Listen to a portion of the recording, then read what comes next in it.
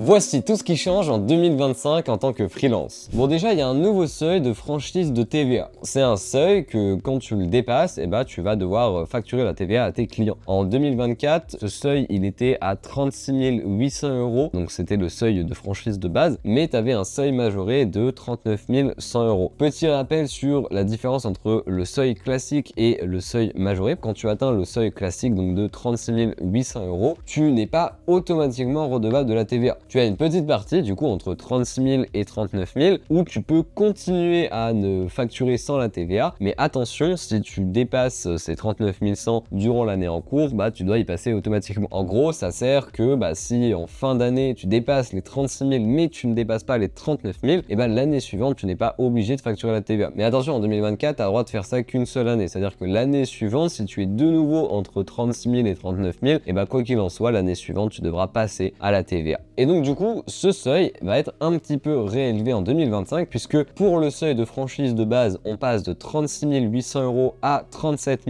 500 €, et pour le seuil majoré, on passe de 39 100 € à 41 250 €. Voilà, c'est pas une hausse énorme, mais en tout cas, ça va vous permettre de repousser encore un peu plus l'échéance du passage à la TVA. D'ailleurs, ce qui change aussi sur la TVA, comme je l'ai expliqué sur le seuil, quand vous dépassez le premier seuil, mais que vous restez entre le premier et le deuxième, vous n'êtes pas automatiquement redevable de la TVA la deuxième année. Si par contre, cette deuxième année, vous êtes de nouveau dans ce seuil-là, l'année suivante, vous serez obligé, quoi qu'il en soit, de passer à la TVA. Ça, c'était la règle en 2023, 2024 et même avant. Il faut savoir que cette règle a aussi été modifiée en 2025 avec une suppression d'une année. Pour que vous compreniez bien, en 2025, désormais, si vous êtes entre ce seuil, donc qui se situe, comme on l'a dit, entre 39 000 et 41 000, vous n'êtes pas obligé de passer à la TVA dès l'année en cours. Par contre, vous serez obligé d'y passer l'année suivante. Grosso modo, là où avant vous aviez entre guillemets 2 années de sursis, maintenant vous en avez plus qu'une. Enfin, il y a une dernière info par rapport à la TVA, et celle-ci, pour le coup, je pense qu'elle va vous faire plaisir. Jusqu'à maintenant, quand vous dépassiez le seuil de TVA, vous étiez redevable de la TVA dès le premier du mois en cours. Je m'explique, mais si tu dépasses la TVA, on va dire le 20 septembre,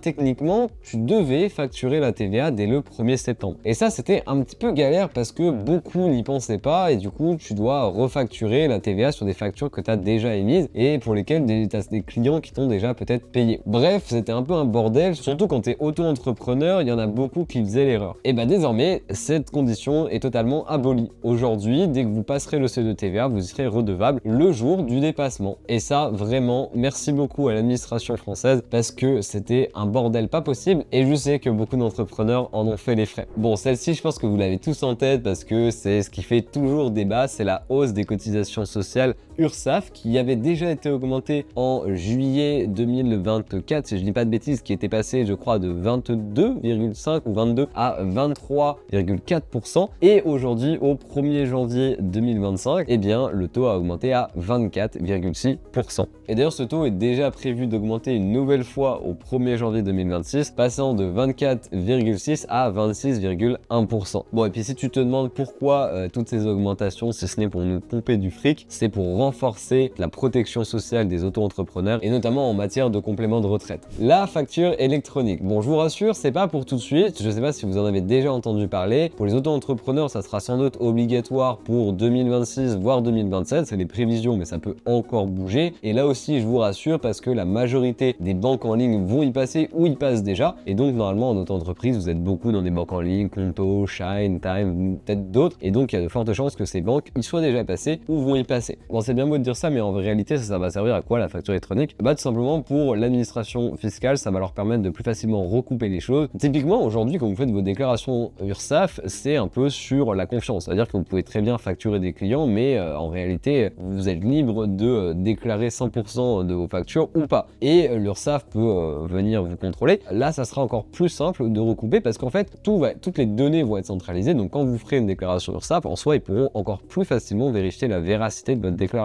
Et ça va être le cas aussi pour notamment la TVA pour les auto-entrepreneurs ou les entreprises, puisque aujourd'hui, on déclare là aussi notre TVA sur le biais de la confiance, mais ça sera beaucoup plus simple pour eux de vérifier que vous avez bien tout déclaré, mais aussi de vérifier que vous êtes conforme, qu'il n'y a pas une erreur. Et d'ailleurs, moi, personnellement, je trouve que ça, c'est cool parce que je sais pas si ça va être mis en place, mais je pense que progressivement, en fait, vos déclarations d'URSSAF, elles seront même pas à remplir remplir par vous-même et ce sera automatiquement rempli, vous aurez juste à vérifier et valider. Je pense que ça sera la même chose pour la TVA. Ça permettra certes plus de contrôle, mais ça évitera aussi des erreurs que tout le monde peut faire aujourd'hui, parce que quand vous débutez, peut-être vous pouvez faire des erreurs de comptabilité sur votre déclaration d'URSSAF ou de TVA. C'est des erreurs qui sont humaines, mais qui peuvent vous coûter cher plusieurs temps après si vous faites contrôler. Là au moins ça limiterait les erreurs et donc au moins vous serez sûr de bien payer ce que vous devez et de pas avoir de soucis sur le long terme. Enfin, le dernier changement pour 2025, c'est le seuil de l'auto-entreprise. Les dernières années, ce seuil il était à 72 600 €. Ça veut dire t'es auto-entrepreneur, si tu dépasses 72 600 € sur l'année en cours, eh bien ça veut dire que tu dois passer ton auto-entreprise en société, EURL, SASU, ce que tu veux, mais tu ne peux plus exercer en auto-entreprise. Eh bien ce seuil il a été réélevé pour 2025. On passe donc de 72 600 € à 80 000. Donc on gagne quand même presque 8 000 €, ce qui n'est pas rien. Et donc ça va vous permettre en tant qu'auto-entrepreneur de développer encore davantage vos activités avant de devoir passer en société. Pour le coup, ça je trouve que c'est plutôt cool. Si tu veux avoir un récap global et plus complet de toute cette vidéo, eh bien je t'invite à cliquer sur le premier lien en description pour télécharger un document que j'ai préfet qui revient sur tous ces points en détail. Je te mettrai également des petits sites de référence si tu veux aller encore plus loin. Et puis si jamais tu as la moindre question, n'hésite pas à me la mettre en commentaire ou alors me suivre sur mes différents sociaux pour venir me la poser. Voilà, sur ce, je vous dis à la prochaine.